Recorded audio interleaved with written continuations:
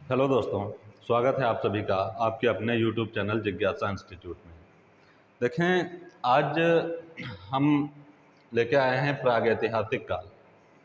कला से संबंधित जितनी भी परीक्षाएं हैं उनमें प्रागैतिहासिक काल जो रहता है, इससे हर बार लगभग 2-3 क्वेश्चन, ज़्यादा से ज़्यादा अगर पूछे जाते तो 8-10 तक क्वेश्चन आते हैं प्रागैतिहासिक काल से। जो भी भारत में कलाएं, आज जो प्रागैतिहासिक काल पढ़ाया जाएगा, ये इसमें सिर्फ भारतीय प्रागैतिहासिक काल रहेगा, इस चीज़ को ध्यान रखेंगे। तो जो भी भारतीय प्रागैतिहासिक चित्रकला है उससे संबंधित 4-5 से लगा के 8-10-12 क्वेश्चन तक आना स्वाभाविक रहता है, चाहे जो भी एग्जाम। ठीक है, तो बहुत इम्पॉर्टेंट रहेगा प्रागैतिहासिक काल। इसमें देखेंगे आज प्रागैतिहासिक काल से संबंधित ना कोई गुफाएं, ना कोई चित्र। आज प्रागैतिहासिक काल से संबंधित सिर्फ प्रागैतिहासिक काल के बारे में बताया जाएगा और इसका जो डिवाइडेशन हुआ है, प्रागैतिहासिक काल का जो विभाजन हुआ है उसके बारे में, जो विभक्तियां इसकी हैं, पुरापाषाण काल, मध्यपाषाण काल और नवपाषाण काल, उनके बारे में चीज़ें बताई जाएंगी।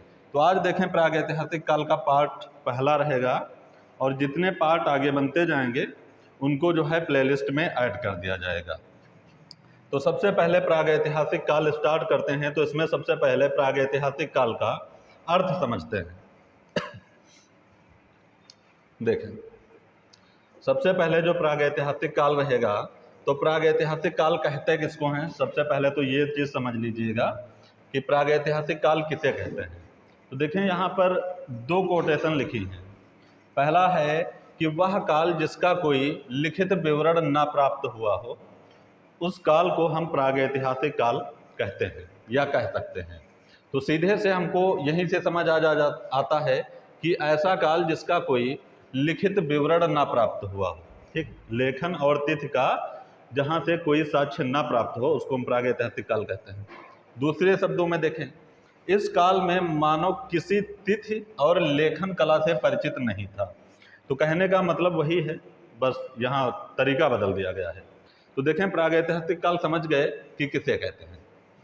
देखें, एक रहेगा प्रागैतिहासिक काल जहाँ से चीज़ें आरंभ होती हैं, चाहे कलाओं के बारे में पढ़िए। कलाएं जो रहेंगी प्रागैतिहासिक काल से, कलाओं में भी कई प्रकार की कलाएं जो रहती हैं प्रागैतिहासिक काल से स्टार्ट रहेंगी, और चाहे मानव की उत्पत्ति से पढ़िए। तो सब कुछ प्रागैतिहासिक काल से स्टार्ट करना है। एक तो प्रागैतिहासिक काल हो गया कि वह काल जिसका कोई लिखित विवरण ना प्राप्त हो। इस काल में अगला है, इस काल में मानव किसी तिथि और लेखन कला से परिचित नहीं था। तो ये दोनों कोटेशन हैं, जैसे समझ सकते हैं वैसे समझ लेंगे। अब अगला देखेंगे कि एक रहता है आद्य ऐतिहासिक काल। अभी प्रागैतिहासिक काल था, एक रहेगा आद्य ऐतिहासिक काल। आद्य ऐतिहासिक काल, तो देखें, प्रागैतिहासिक काल में क्या रहा है कि कोई लिखित विवरण ही ना प्राप्त हुआ। आद्य ऐतिहासिक काल में क्या रहता है कि उसमें मनुष्य के लेखन की जो क्षमता है उसका सिर्फ उद्बोधन हुआ हो, या मानव ने कुछ लिखने की चेष्टा की है या कुछ लिखा है, उसके साक्ष्य हमको प्राप्त हैं, लेकिन हम उसको पढ़ने में असमर्थ हैं। उस काल को क्या कहेंगे? आद्य ऐतिहासिक काल कहेंगे। ठीक, एक रहेगा ऐतिहासिक काल। ऐतिहासिक काल,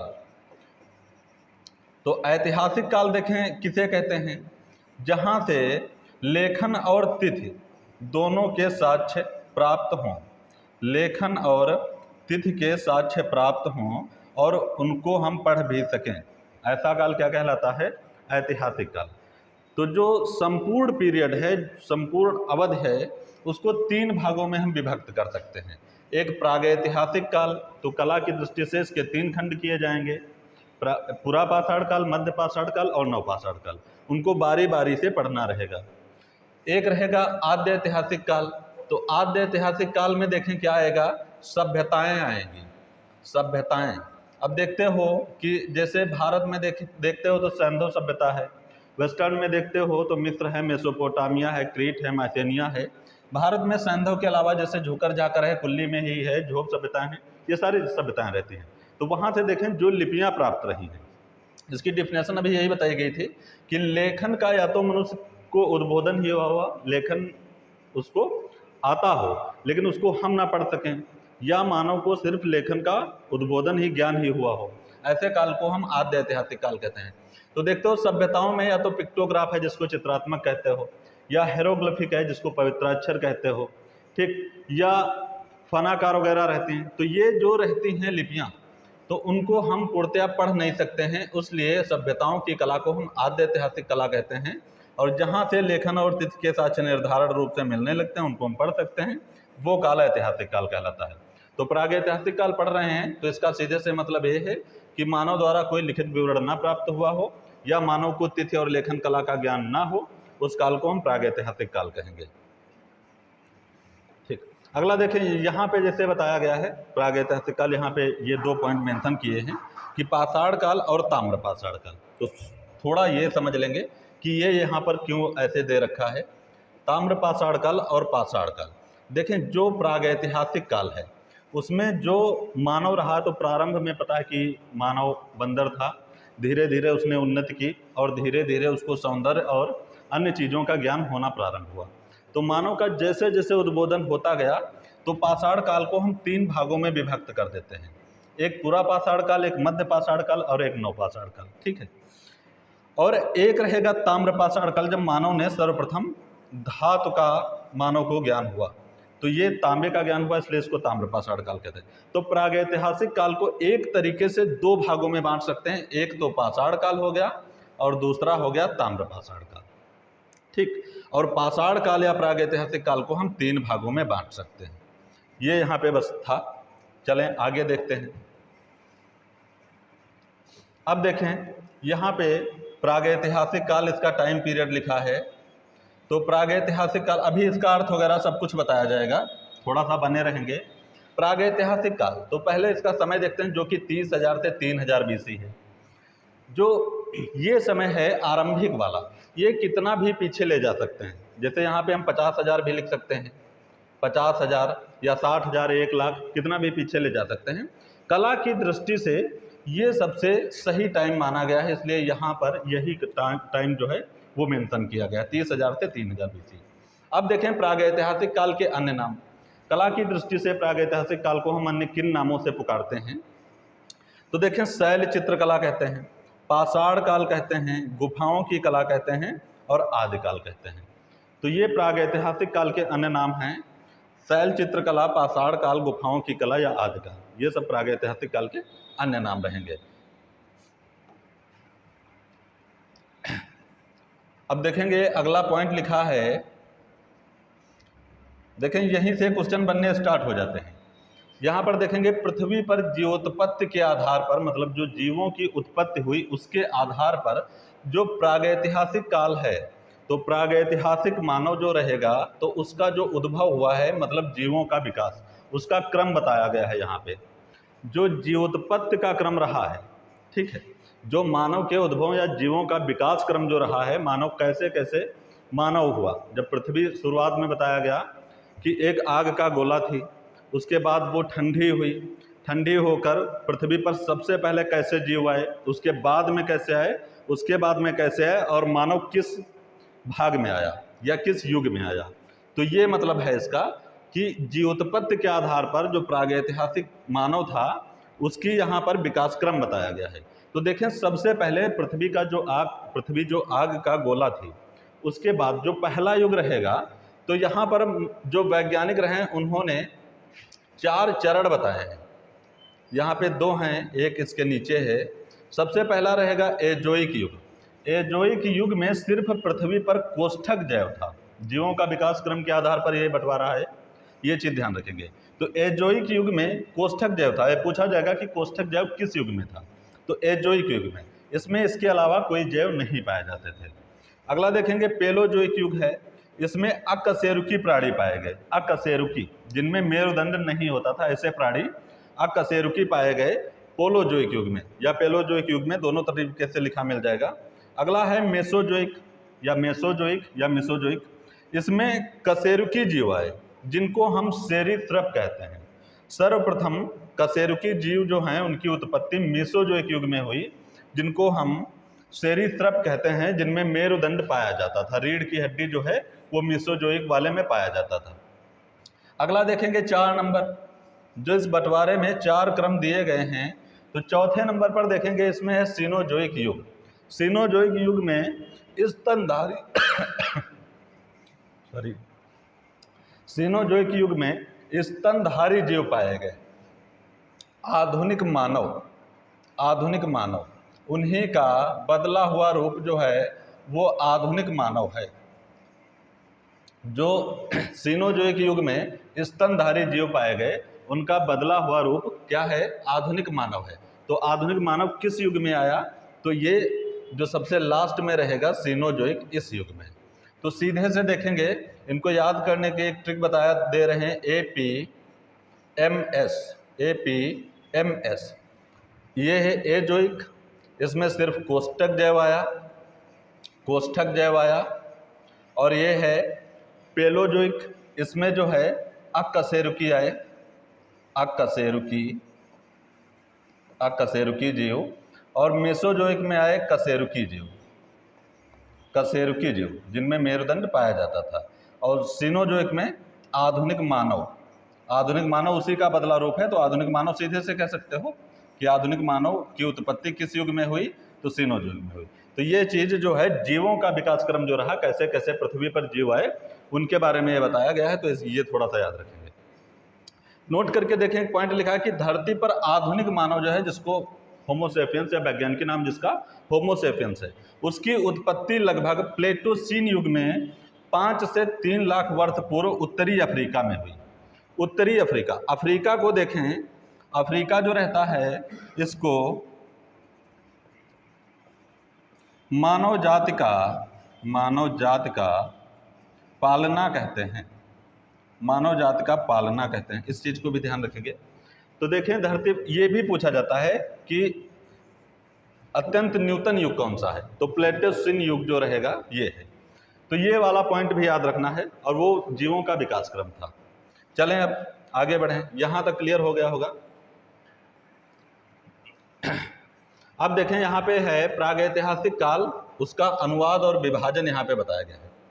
अब देखें, यहाँ पे जो वैज्ञानिकों द्वारा या विद्वानों द्वारा प्रागैतिहासिक काल रहा है, तो प्रागैतिहासिक काल का विभाजन जो उन लोगों ने किया है या अनुवाद किया है, तो सबसे पहले देखते हैं कि प्रागैतिहासिक काल का जो अनुवाद हुआ है, तो इसका शाब्दिक अनुवाद किसने किया, कैसे किया गया है।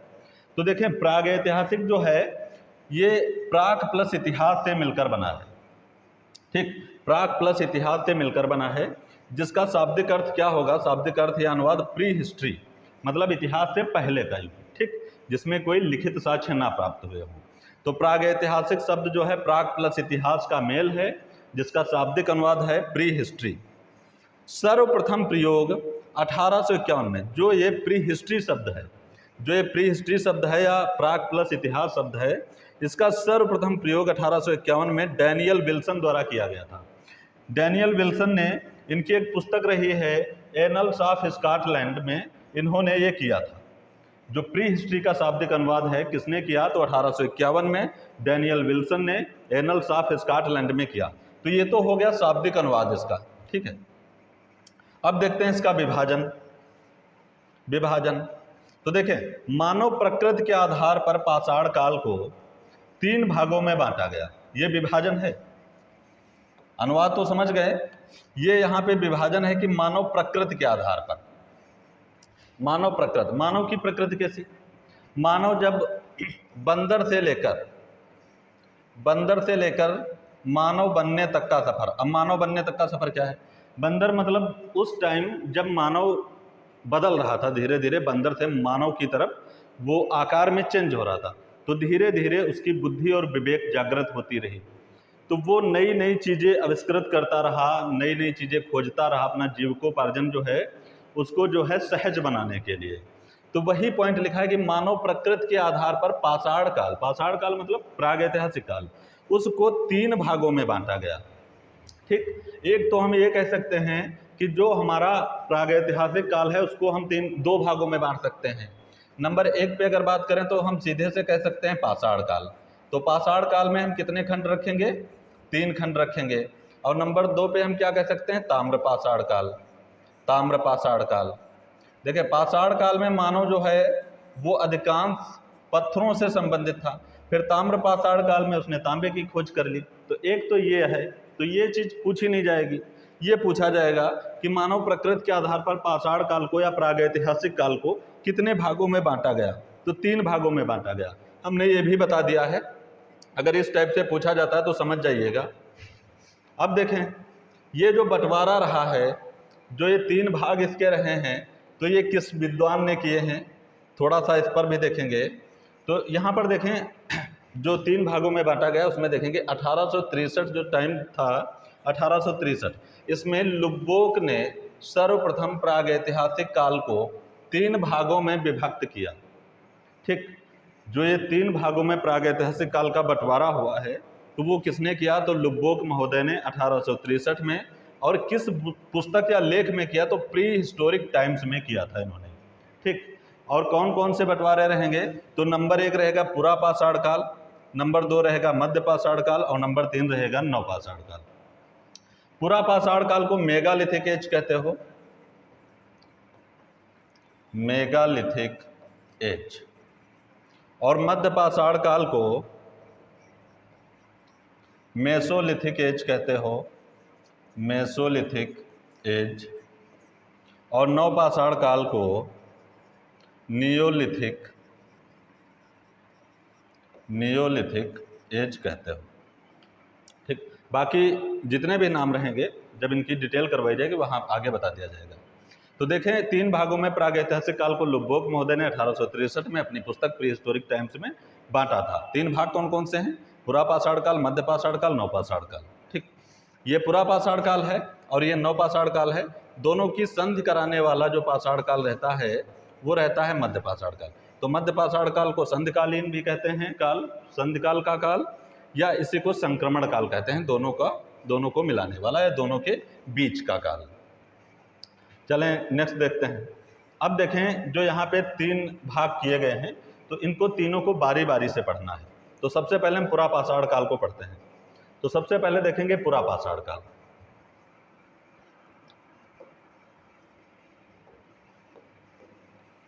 पुरा पाषाण काल, तो इसकी अवधि देखेंगे 30,000 से 25,000 BC है पुरा पाषाण काल की। यहाँ 30,000 से 50,000, 60,000, 80,000, 1 लाख जितना करना चाहते हैं कर लेंगे। ये 30,000 से स्टार्टिंग मानी जाती है कला की दृष्टि से। तो 30,000 से 25,000 पुरा पाषाण काल की अवधि रहेगी। और पुरा पाषाण काल को देखें अन्य किन नामों से जाना जाता, तो एक मेगालिथिक एज अभी बताया गया था, ये लिखा है मेगालिथिक एज। या पुरा पाषाण काल को हम पूर्व पाषाण काल कह सकते हैं पहले का, या हम पुरा प्रस्तर युग कह सकते हैं, प्रस्तर युग कह सकते हैं। ठीक, पाषाण काल को हम प्रस्तर युग कहते हैं, शिलाओं से संबंधित है। प्रस्तर मतलब पत्थर, इसलिए इसको हम पुरा प्रस्तर युग भी कह सकते हैं। तो यहाँ पे देखें पुरा पाषाण काल को मेगालिथिक, पूर्व पाषाण काल या पुरा प्रस्तर युग हम कहते हैं। अब देखें भारत में जो पुरा पाषाण काल की खोज हुई थी तो सबसे पहले खोज किसने की थी, कब की थी, तो सबसे पहले ये जो खोज हुई है पाषाण काल की खोज कहें या पुरा पाषाण काल की खोज कहें, क्योंकि प्रागैतिहासिक में जो पाषाण काल रहता है उसमें सबसे पहले खोज जो होगी तो पुरा पाषाण काल की होगी, क्योंकि ये सबसे आरंभिक चरण है। बाद में मध्य आया, बाद में नव आया, तो सबसे आरंभिक चरण जो है तो या तो हम प्रागैतिहासिक काल की खोज कहें या पुरा पाषाण काल की खोज कहें। तो ये 13 मई 1863 को खोज हुई थी पाषाण काल को या पुरा पाषाण काल की। यहाँ 13 मई की जगह पे कभी कभी 18 मई भी लिखा मिलेगा। ठीक, खोज किसके द्वारा हुई थी, तो रॉबर्ट ब्रूसफुट रहेंगे और आर्नेहम रहेंगे। 2 यहाँ पे व्यक्ति हैं, रॉबर्ट ब्रूसफुट और आर्नेहम। तो देखिए रॉबर्ट ब्रूसफुट महोदय जो रहेंगे ये जो हैं इनको जो है प्रथम वरीयता देंगे, आर्नेहम जो हैं इनको कम माना जाता है। तो रॉबर्ट ब्रूसफुट जो रहेंगे, ये एक ही व्यक्ति को चुनना है तो रॉबर्ट ब्रूसफुट को चुनेंगे, रॉबर्ट ब्रूसफुट। ठीक है, अब देखेंगे कि यहाँ से साक्ष्य कौन से प्राप्त हैं, साक्ष्य। तो देखें जो खोज हुई थी 13 मई 1863 को रॉबर्ट ब्रूसफुट द्वारा, तो इसमें जो पहला साक्ष्य है वो हस्त कुठार है, जिसको हम हंटर कहते हैं या धार वाली कुदाल कहते हैं। ये जो धार वाली कुदाल है, हस्त कुठार या हंटर है, ये मानव द्वारा बनाया जाने वाला प्रथम औजार भी माना जाता है।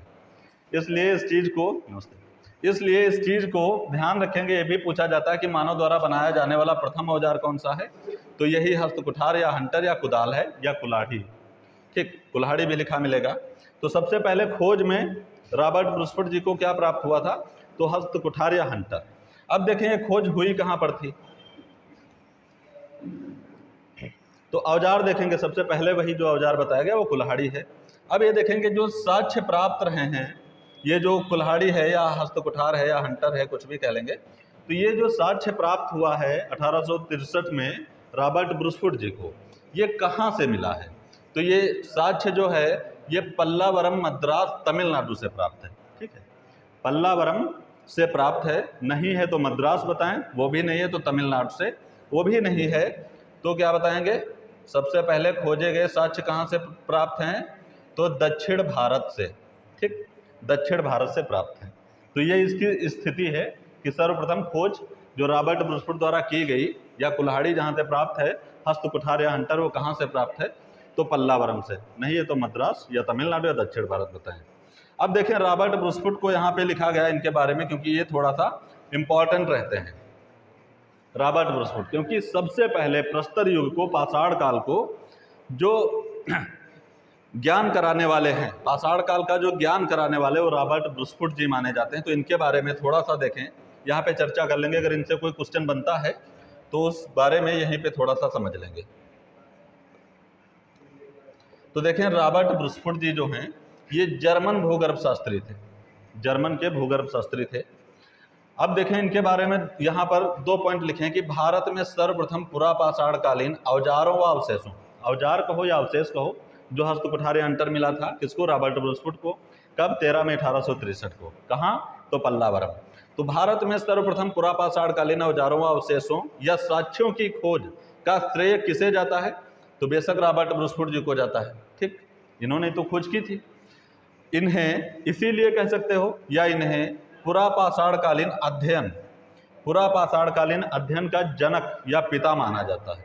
तो ये वाला इंपॉर्टेंट रहेगा, इंपॉर्टेंट दोनों रहेंगे, लेकिन इस चीज़ के बारे में तो ऊपर ही पढ़ चुके हो। ये वाला पॉइंट भी याद रखना है कि रॉबर्ट ब्रूसफोर्ड को पुरापाषाणकालीन अध्ययन का जनक माना जाता है।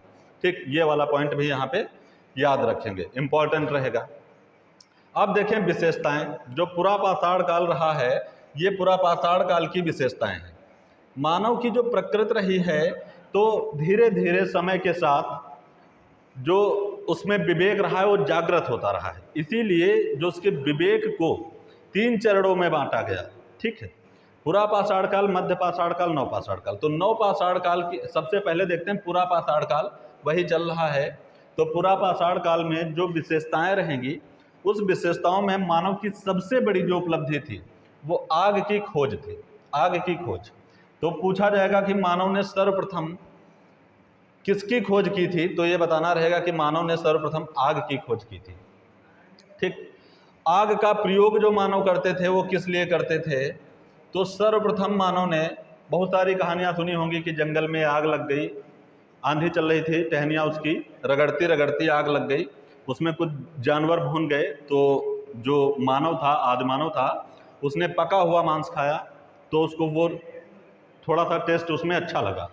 तो सबसे पहले जो आग का प्रयोग रहेगा वो तो ये मांस को भूनने के लिए करते थे, मांस को भूनने के लिए।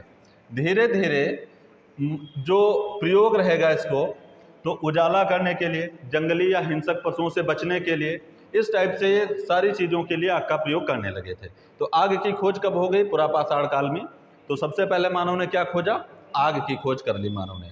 अब देखें पुरापाषाण कालीन निवास स्थान, मानव जो पुरापाषाण काल में था वो कहाँ रहता था, तो निवास स्थान देखें, इस काल का मानव प्रकृति निर्मित गुफाओं में रहता था।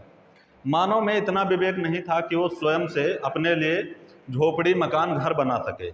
ठीक, तो आरंभिक मानव का निवास जो था वो प्राकृतिक निर्मित गुफाएं थी या प्राकृतिक निर्मित घर थे, ऐसे भी कह सकते हो। घर जो प्रकृति निर्मित रहेगा तो जाहिर सी बात है गुफा ही रहेगा। तो इस काल का मानव जो था वो प्रकृति निर्मित गुफाओं में रहता था। ठीक है, खाद्य पदार्थों में, तो खाद्य देखें इस टाइम का मानव जो था वो खाना बदोश था, खाना बदोश था। जहां देखा कि जानवर मिले तो जानवरों, आखेटक था मानव, आखेटक, तो मानव क्या करता था, जानवरों का शिकार करता था।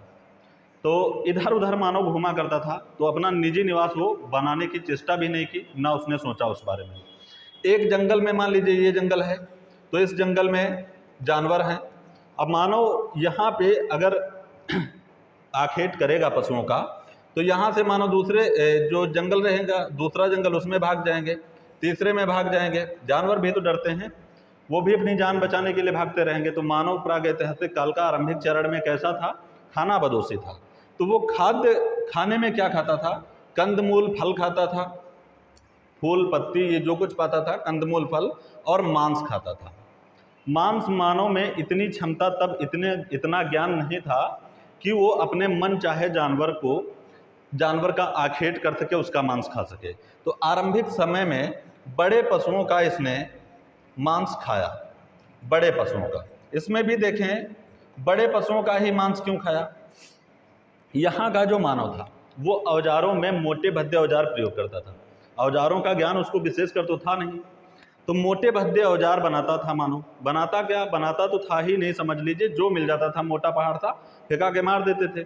तो जो फेंक के मारते थे, छोटे जानवर होते थे वो भाग जाते थे, बड़े जानवरों को वो लग जाता था। मान लीजिए कि ऊंचे वो बैठे हैं और बड़ा सा पहाड़ उठा के डाल दे, तो छोटा जानवर है तो भाग जाएगा जल्दी, क्योंकि उनके में इतनी सोचने की क्षमता नहीं थी, जो आरंभिक मानव था।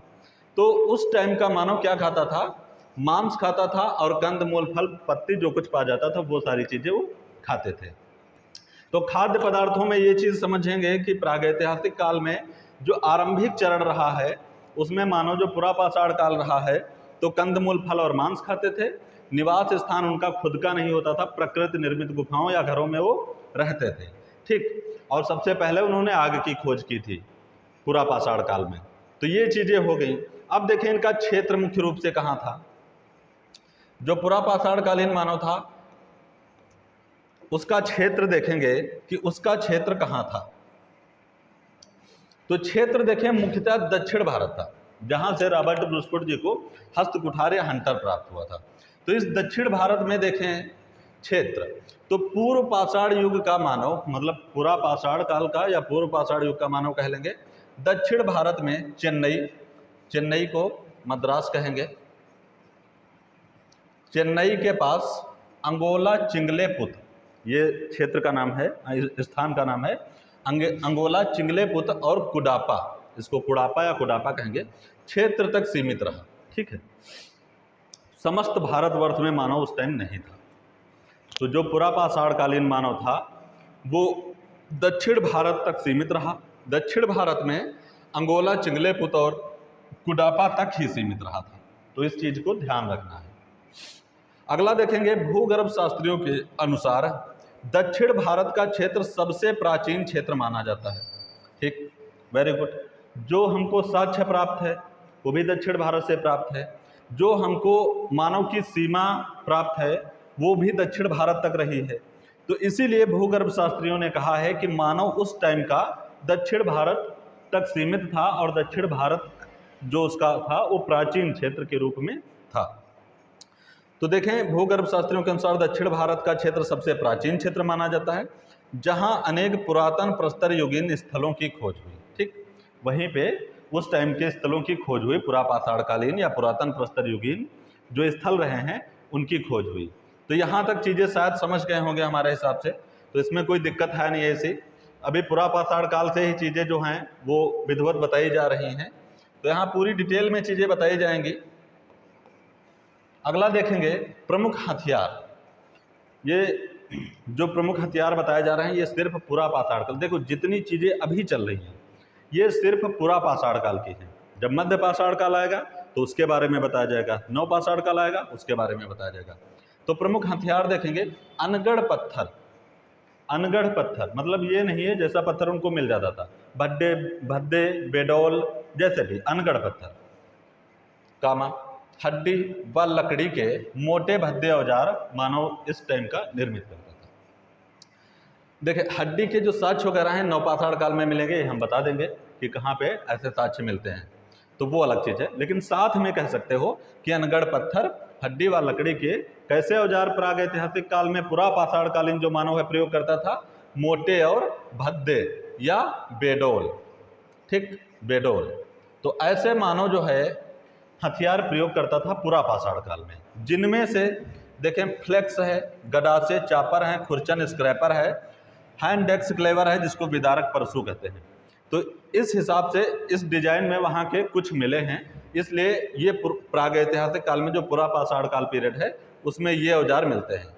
सीधे से पूछा जाएगा तो अनगढ़ पत्थर, हड्डी लकड़ी प्रयोग करता था, मोटे भद्दे औजार प्रयोग करता था, बेडोल ओडोल। ठीक है, उस टाइप से औजार पुरा पाषाण काल में रहेंगे। अब देखें, पूर्व पाषाण युग का मानव अपने हथियार क्वार्टिजाइट पत्थर से बनाता था। अगर पत्थरों में बात करें तो क्वार्टिजाइट पत्थर से बनाता था। इस पॉइंट को भी ध्यान रखेंगे, इंपॉर्टेंट रहेगा। और ये तो बहुत ज़्यादा इंपॉर्टेंट है कि पुरा पाषाण कालीन जो रहेगा मानव कैसे औजार प्रयोग करता था? मोटे भद्दे बेडोल, ठीक, अनगढ़ पत्थर, हड्डी लकड़ी, ये सब प्रयोग करता था। देखें, जो मानव अपने हथियार बनाता था उसको हम कहते हैं क्वार्टिजाइट पत्थर। क्वार्टिजाइट पत्थर, क्वार्टिजाइट यंत्र मतलब औजार या हथियार मद्रास शहर में गुंटूर जिले के अंगोला और कुडापा नामक स्थानों से ये प्राप्त है। जो क्वार्टिजाइट पत्थर से मानव ने उस टाइम यंत्र बनाए थे वो भी दक्षिण भारत से प्राप्त है, मद्रास में कुडापा या गुंटूर के अंगोला और चिंगले, ठीक, अंगोला और कुडापा से, ऐसे कह सकते हो।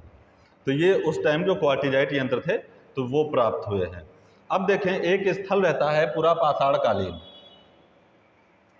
जो पुरा पाषाण काल पढ़ रहे हो इसी से संबंधित एक स्थल रहता है बेलन घाटी। बेलन घाटी, इसका देखें, इसकी जो खुदाई हुई है या उत्खनन कह लेंगे, उत्खनन जो रहा है वो जी.आर. शर्मा जी के निर्देशन में हुआ या उन्होंने किया, जी.आर. शर्मा ने। ठीक, ये लोहदा नाले से संबंधित है, जब पूरी डिटेल इसके बारे में पढ़ेंगे। देखें, अब बेलन घाटी से साक्ष्यों में एक मातृ देवी की प्रतिमा रहती है, मोस्ट इंपॉर्टेंट रहेगी। मातृ देवी की प्रतिमा प्रागैतिहासिक काल में पुरा पाषाण काल से संबंधित कहाँ से प्राप्त है? बेलन घाटी से प्राप्त है। और इस मातृ देवी की प्रतिमा का जो विशेषता है वो क्या है कि इसका जो माध्यम है वो हड्डी है, हड्डी या अस्थि निर्मित। ये जो मातृ देवी की प्रतिमा मिली है, ठीक, ये हड्डी से बनी है या अस्थि से बनी है, अस्थि हड्डी कुछ भी कर लो एक ही बात है। और इसकी अवधि क्या है? तो पूर्व पाषाण युग, ठीक, इसीलिए हमने कहा कि ये स्थल जो है पुरा पाषाण काल में पड़ना है। तो पुरा पाषाण काल में जो बेलन घाटी है खुदाई जी.आर. शर्मा के निर्देशन में हुई। यहाँ से क्या मिला? अस्थि निर्मित एक प्रतिमा मिली है, हड्डी से निर्मित या अस्थि निर्मित एक मातृ देवी की प्रतिमा प्राप्त है, जो किस अवधि की है? तो प्रागैतिहासिक काल में पूर्व पाषाण युगीन है। ठीक, तो ये एक स्थल भी याद रखेंगे। अब देखें, नोट करके एक पॉइंट लिखा है,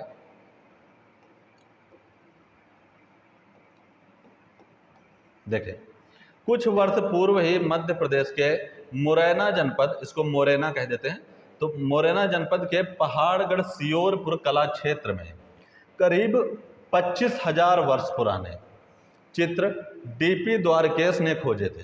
डीपी द्वारकेश, डीपीएस द्वारकेश भी लिखा होगा, ने खोजे हैं, जिनके विषय क्या थे? शिकारी व शिकार, जिनका रंग कैसा है? सफ़ेद रंग में जो बने हैं। तो ये वाला पॉइंट अलग से एक याद रखना है। बाकी पुरा पाषाण काल से संबंधित जो भी चीज़ें रही हैं वो हमने विधिवत बताई हैं। ठीक, इसी के साथ पुरा पाषाण काल और जो भाग पहला रहेगा, एक बार चाहें तो हम इसको फिर से दिखा सकते हैं, थोड़ा सा एक बार एक लाइन में देख लेंगे इसको।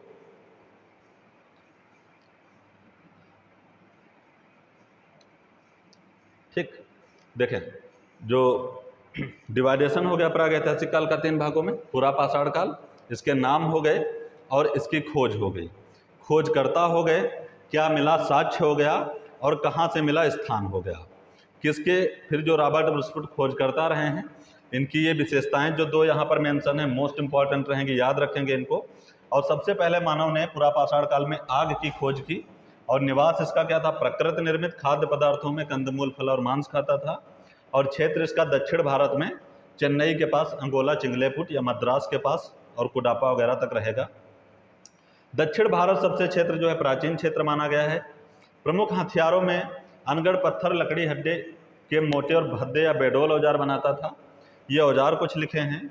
और अपने हथियार जो पत्थर यूज़ करते थे क्वार्टिजाइट पत्थर, और क्वार्टिजाइट पत्थर के साथ गंटूर जो डिस्ट्रिक्ट रहेगा अंगोला और कुडापा से प्राप्त है।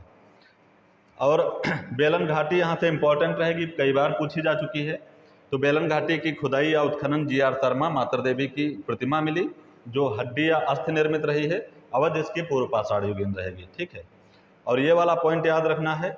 इसी के साथ जो रहेगा पुरा पाषाण काल जो रहेगा वो समाप्त है, ठीक है।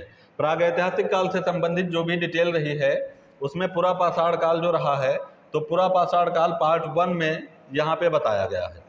पार्ट 1 में ये समाप्त है। देखें पार्ट 2 जो इसका दिया जाएगा तो उसमें दोनों चीज़ें, पूरा प्रागैतिहासिक काल जो रहेगा समाप्त कर दिया जाएगा, एक मध्य पाषाण काल और एक नव पाषाण काल, ये पार्ट 2 में रहेगा, ठीक है। पार्ट 2 में मध्य पाषाण काल और नव पाषाण काल साथ ही साथ में बता दिए जाएंगे। इसके अलावा जो चित्रों की डिटेल है वो चाहे उत्तर प्रदेश मिर्ज़ापुर से प्राप्त हों या छत्तीसगढ़, मध्य प्रदेश या राजस्थान, उत्तराखंड या बिहार या दक्षिण भारत से जितने रहेंगे उनको अगले टॉपिक में बताया जाएगा। पूरा प्रागैतिहासिक काल की एक निजी प्लेलिस्ट बना दी जाएगी, ठीक है। तो आज के लिए बस इतना ही था। Thank you.